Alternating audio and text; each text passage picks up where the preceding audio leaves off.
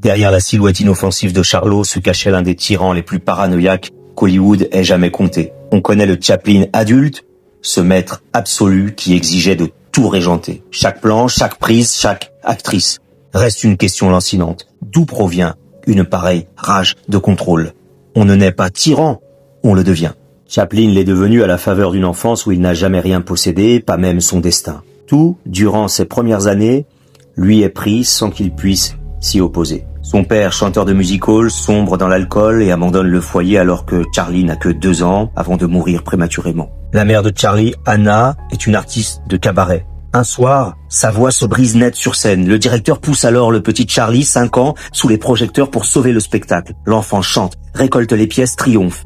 Mais cette victoire même lui échappe. Elle naît de l'effondrement définitif de sa mère dont la voix ne reviendra jamais. À 5 ans, Charlie comprend que sa vie se décide toujours sans lui. En 1896, Charlie a 7 ans. La misère le jette avec son frère au workhouse de Lambeth. À la grille, on les sépare de leur mère, on leur confisque leurs vêtements, on leur rase le crâne, on les habille de l'uniforme infamant des indigents. À l'école de Hanwell, lorsque Charlie attrape la teigne, on lui rase de nouveau la tête, on la badigeonne d'iode et il devient la risée du dortoir. Son corps même ne lui appartient plus. Sorti de l'hospice, il subit l'instabilité de foyers successifs. Entre les crises et les internements psychiatriques de sa mère, il est parfois confié à son père. Mais dans ce logement de Kennington Road, l'atmosphère empeste l'ivrognerie et la maîtresse des lieux le tolère à peine. On l'envoie coucher n'importe où, on l'oublie des journées entières. Entre 2 placements de sa mère, il dort dehors, fouille pour manger, guette le retour de son frère Sidney que la marine lui reprend sans cesse.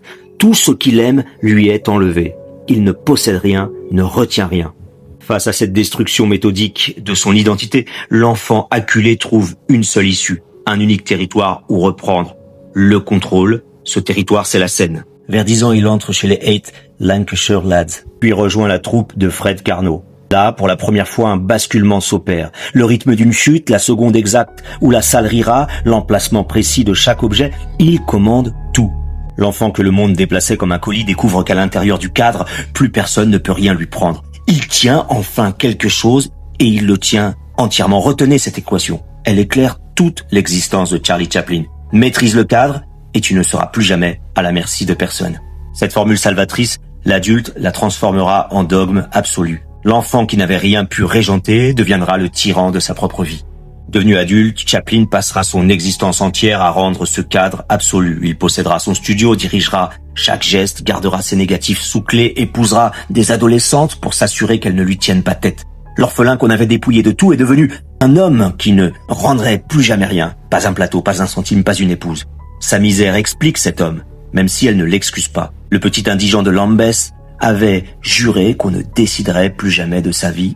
Il a tenu parole. Et toutes les personnes qui sont entrées dans son cadre, des actrices forcées de reprendre 300 fois la même scène aux épouses de 16 ans, ont appris ce qu'il en coûte d'approcher un homme qui ne cédera plus jamais une parcelle de son autonomie. C'est cet homme-là, celui qui cherchera plus tard à fuir l'Amérique pour préserver son intégrité, qui sera traqué par Hoover jusqu'à l'exil. Mais c'est une autre histoire. Pour l'heure, souvenez-vous seulement de ceci. Derrière chaque génie, il y a souvent un enfant qui a eu trop peur de tout perdre.